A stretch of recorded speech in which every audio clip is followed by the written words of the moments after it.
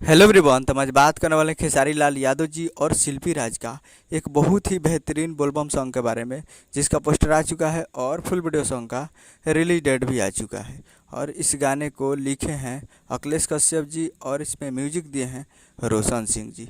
और इस गाने को गाए हैं खेसारी लाल यादव जी और शिल्पी राज जी, जो कि आपको स्क्रीन के ऊपर दिखाई दे रहा है। जिस सॉन्ग का टाइटल रखा गया है बना दी अंबानी ए बाबा, जिसका टाइटल है बना दी अंबानी ए बाबा। हर वीडियो में खेसारी लाल यादव जी और चाहत सिंह जी फिट में है, चाहत सिंह जी।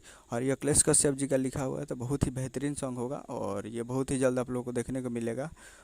ये तो अभी कमिंग सून है, लेकिन अखिलेश कश्यप जी खुद बताए थे कि जिस दिन पोस्टर आएगा उस दिन टीजर भी आएगा और उसके अगले दिन ही वीडियो सॉन्ग को रिलीज़ कर दिया जाएगा। तो आप लोग तैयार रहिएगा और ये हो सकता है कल कल इस वीडियो सॉन्ग को रिलीज़ कर दिया जाए।